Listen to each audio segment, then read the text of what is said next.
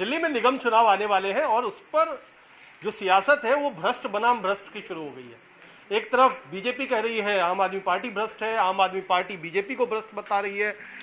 BJP के प्रदेश अध्यक्ष आदेश गुप्ता जी हैं, आज आपने एक आरोप लगाया है कि दिल्ली जल बोर्ड में करप्शन, आप पर वो आरोप लगा रहे हैं, आप उन पर आरोप लगा रहे हैं। देखिए, हमने आरोप लगाए हैं, प्रूफ के साथ लगाए हैं, पूरे उसके डॉक्यूमेंट्स दिए हैं। मैं आज दिल्ली जल बोर्ड ने बहुत सारे घोटाले किए, हर घोटाले का उजागर किया। आज एक और नया घोटाला निकला है जिसमें दिल्ली जल बोर्ड ने 14 करोड़ 92 लाख रुपए जो करार किया था कॉरपोरेशन बैंक से, बिल्स जमा होते हैं, जनता का पैसा जो जल बोर्ड में जाना है, उस पैसे का कोई हिसाब किताब नहीं है। 2012 में करार हुआ, अभी तक 14 करोड़ 92 लाख रुपया जल बोर्ड ने रिमाइंडर भी दिया, लेकिन अभी तक वो पैसा जल बोर्ड को नहीं मिला। मेरा सवाल है कि आखिर इतना बड़ा अमाउंट है जो जल बोर्ड के बिलों का पैसा है जो जनता ने दिया है, उस पैसे का जो गबन किया गया उसके खिलाफ आपने एफआईआर क्यों नहीं दर्ज कराई? दिल्ली जल बोर्ड, दिल्ली सरकार ने अभी तक उस पर कोई कार्रवाई क्यों नहीं की, क्यों जांच नहीं की? इसका सीधा अर्थ है कि कांग्रेस के समय जो भ्रष्टाचार की शुरुआत हुई थी और उसके खिलाफ आपने पूरी दिल्ली में माहौल बनाकर सरकार बनाई थी, आज उसी भ्रष्टाचारियों को आप संरक्षण दे रहे हैं, उसी भ्रष्टाचार को बढ़ावा दे रहे हैं। तो मेरा सवाल है कि आखिर दिल्ली जल बोर्ड हो, दिल्ली डीटीसी हो, या शराब माफिया हो, या ड्यूसिव हो, सब संस्थाएं तो आपकी भ्रष्टाचार में लिप्त हैं और आप भ्रष्टाचार के खिलाफ लड़ाई लड़ रहे हैं। आप भ्रष्टाचार के खिलाफ बातें करते थे, आज भ्रष्टाचारियों को संरक्षण देने का काम आम आदमी पार्टी सरकार कर रही है। अच्छा, लेकिन आपने एक दिन पहले ही अपने 3 भ्रष्ट पार्षदों को पार्टी से बाहर का रास्ता दिखाया है। अब क्या ये लगता है कि कहीं आप भी इस रेस में आगे आ गए हैं कि भ्रष्टाचार के खिलाफ हम नंबर 1 पर हैं, आम आदमी पार्टी जो दावा करती थी वो नहीं? देखिए, हमारे देश के प्रधानमंत्री नरेंद्र मोदी जी भ्रष्टाचार पर ना खाऊंगा ना खाने दूंगा, जीरो टॉलरेंस पॉलिसी के तहत भारतीय जनता पार्टी का कमिटमेंट है।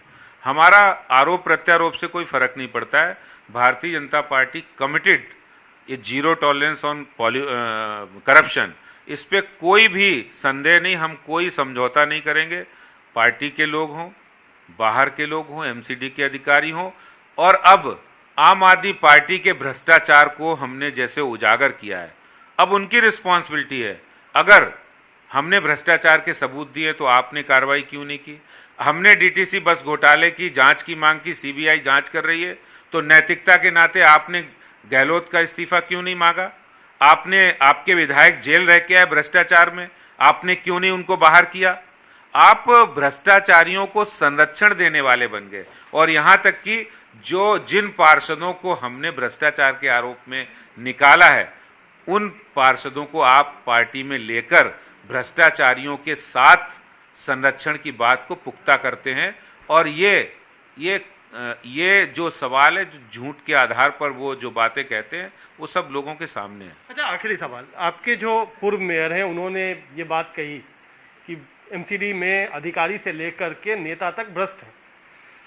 किस तरीके से देखते हैं, क्योंकि चुनाव है, आपका एमसीडी पे कई सालों से अधिकार है, आधिपत्य है, किस तरीके से इस आरोप को देखते हैं, क्योंकि आपके अपने पूर्व मेयर इस तरीके का आरोप लगाते हैं? देखिए, सवाल ये है कि हमारी नीयत क्या है।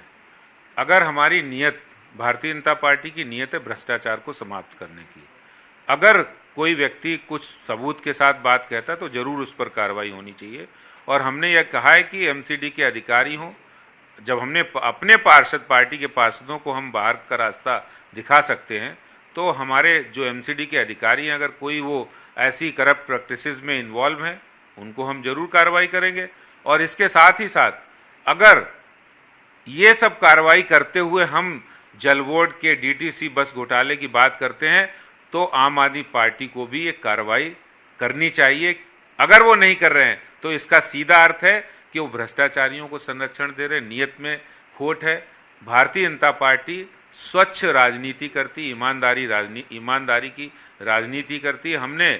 हमारे प्रधानमंत्री मोदी जी ने भ्रष्टाचार पर भ्रष्टाचार को समाप्त करने का काम किया। कांग्रेस के समय में खुद उनके प्रधानमंत्री कहा करते थे हम 100 रुपया बेचते हैं 15 रुपया तक लोगों तक पहुंचता है। प्रधानमंत्री जी ने डायरेक्ट बेनिफिट ट्रांसफर में लोगों को लाभ पहुंचाने का काम किया और भ्रष्टाचार समाप्त करने का काम किया है।